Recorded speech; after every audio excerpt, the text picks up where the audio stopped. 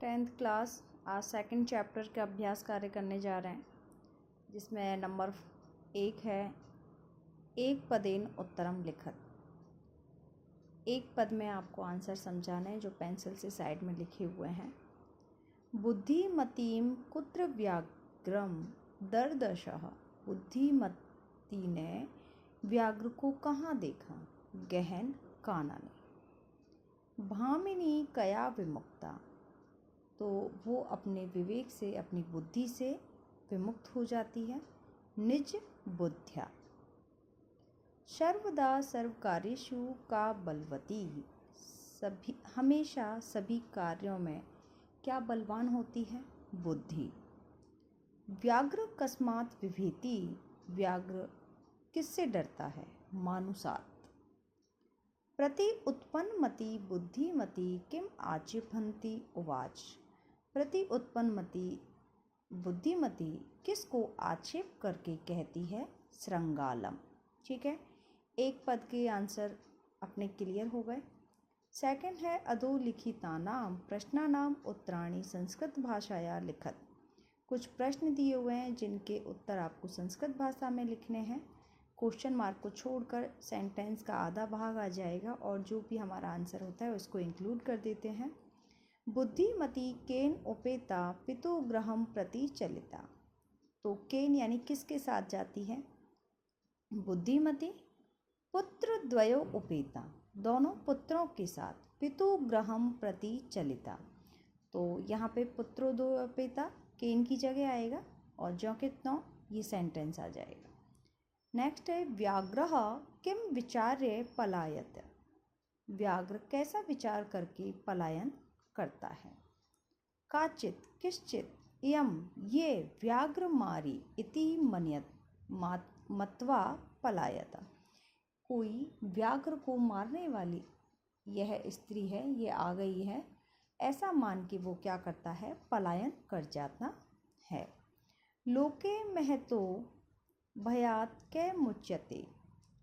लोक में बड़े से भी बड़े डर से आप कैसे मुक्त हो सकते हो? यदि आपके अंदर बुद्धि है। बुद्धिमान व्यक्ति बड़े भय से भी मुक्त हो सकता है। जम्बूकः किं वदन व्याघ्रस्य उपहासं करोति। जम्बूक ने व्याघ्र का उपहास कैसे किया? क्या कहा?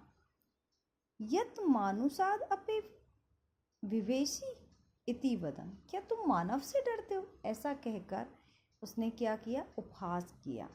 किम की जगह आपको बस ये लिखना है यत् मानुषाद अपि विवेशी इति वदन, व्याघ्र से उपहास करोति। ठीक है। बुद्धिमती श्रृंगालम किम उक्तवती।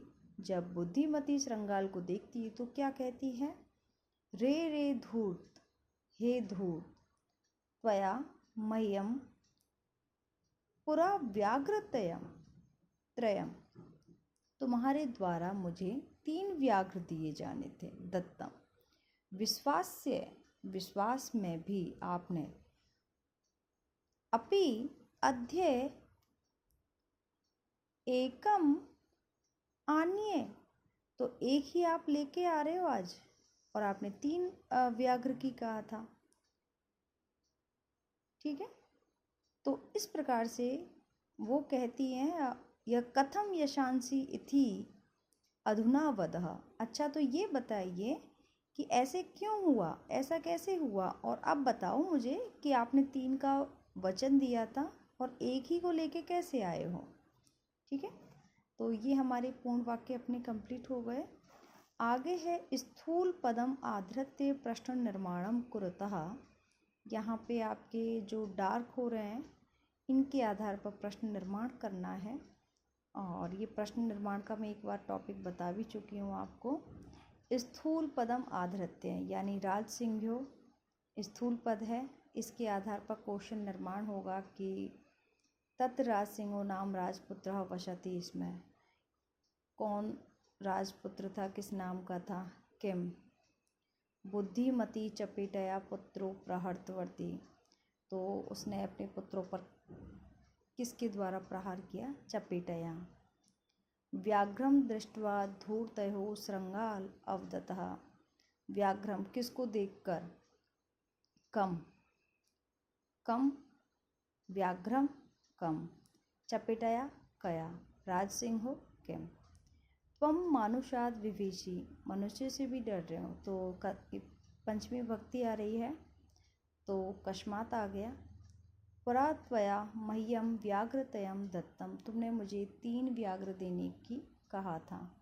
किसके लिए, किसके लिए 3 व्याघ्र देने के लिए कहा? मह्यम, मेरे लिए। तो मेरे लिए मह्यम यहाँ पे क्वेश्चन में कस्मै।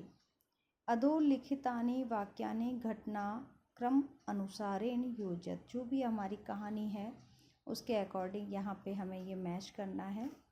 और देखिए यहाँ पे मैंने नंबरिंग सिस्टम कर रखा है। सबसे पहले वह स्त्री, तो इस प्रकार से हमारी ये कहानी कंप्लीट हो जाएगी। जैसे हमारी कहानी हमने पढ़ी है उसी के अकॉर्डिंग हमें ये सेंटेंस कंप्लीट कर लेने हैं। आगे हैं संधि और संधि विच्छेद करना है। पितु ग्रहम पितु धन ग्रहम, एकैकः एकः धन एकः, इसमें वृद्धि संधि है, इसमें रुत विसर्ग संधि है। अन्यो धन अपिहि, इसमें आपका उत्व विसर्ग संधि हो जाएगी। ठीक है। इति उक्त्वा, यहाँ पे यण संधि हो जाएगी। यत्र धन आस्ते, यहाँ पे सवर्ण दीर्घः, अकः सवर्ण दीर्घः। ठीक है। यहाँ पे कुछ शब्द दिए हुए हैं और इनको बताना है। ददर्श का क्या होगा? दृष्टवान। जगात को क्या बोलेंगे? एकथयत। ययौ को गतवान यानी गए।